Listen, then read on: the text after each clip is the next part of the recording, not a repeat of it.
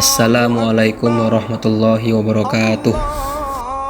Perkenalkan, kami dari kelompok 99 KKNDR UINSU ingin mempersembahkan satu buah video yang berjudul Ibadah Kurban di Hari Raya Idul Adha.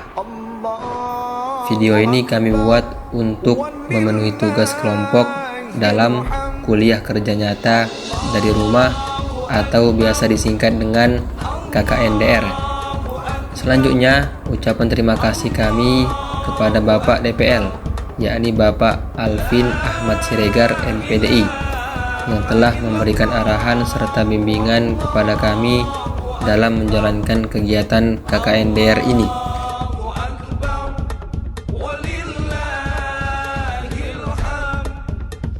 Assalamualaikum warahmatullahi wabarakatuh. Membahas tentang kurban.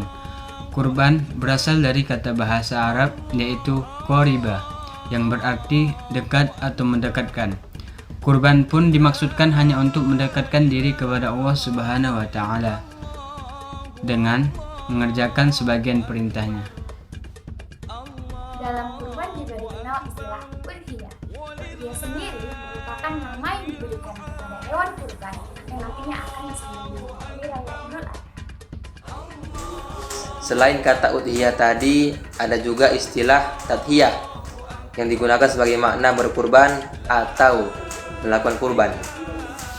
Seperti yang kita ketahui, kurban adalah ritual ibadah yang dilakukan oleh kaum muslimin pada hari raya kurban dengan menyembelih hewan ternak lalu mempersembahkannya hanya kepada Allah Subhanahu wa taala sebagai wujud penyerahan diri kita. Kurban tidak hanya dilakukan satu hari saja.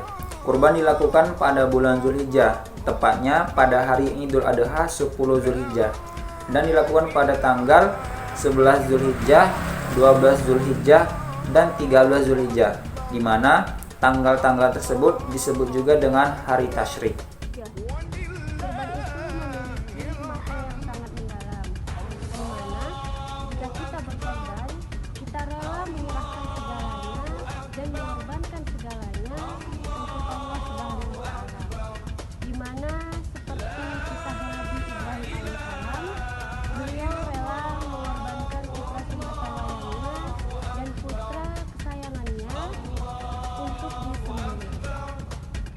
Dengan melihat pengorbanan dan keikhlasan Nabi Ibrahim yang rela menyerahkan segalanya kepada Allah Subhanahu wa taala, pada saat penyembelihan tiba, Allah gantikan putra Nabi Ibrahim alaihissalam, yaitu Nabi Ismail alaihissalam, dengan seekor domba.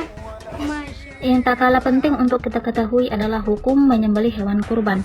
Hukum menyembelih hewan ternak adalah sunnah muakkad, berarti ibadah kurban sangat dianjurkan dengan penekanan yang hampir mendekati wajib.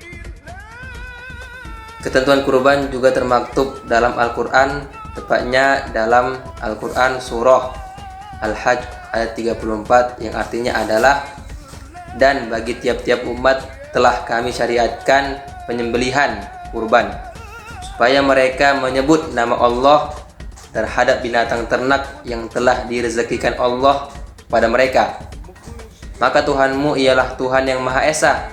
Karena itu berserah dirilah kamu kepadanya dan berilah kabar gembira kepada orang-orang yang tunduk kepada Allah. Menurut kesepakatan para ulama, binatang yang boleh kita kurbankan adalah binatang ternak seperti unta, sapi, kambing, dan biri-biri. Binatang yang akan kita kurban fisiknya juga harus tidak memiliki cacat, tidak buta sebelah matanya, pincang, dan sakit. Pembagian daging kurban. Mengenai ketentuan dibagi menjadi 3 bagian. Yang pertama adalah fatul qoroib, kemudian sohibul kurban yang hanya mendapatkan 1/3 bagian. Kemudian 2/3-nya lagi disedekahkan. Tetapi ada juga yang berpendapat lain, 1/3 sohibul kurban, 1/3 dihadiahkan kepada kaum muslimin, dan 1/3-nya lagi diserahkan untuk fakir miskin. Ada juga Roho Yusuf Kordawi yang berpendapat pembagiannya 1/3 sohibul kurban dan keluarga, kemudian 1/3 lagi untuk tetangga yang tidak mampu, dan yang terakhir 1/3 lagi diserahkan kepada fakir miskin. Ketentuan pembagian daging kurban sebaiknya dibagikan ketika kondisi daging masih segar dan mentah.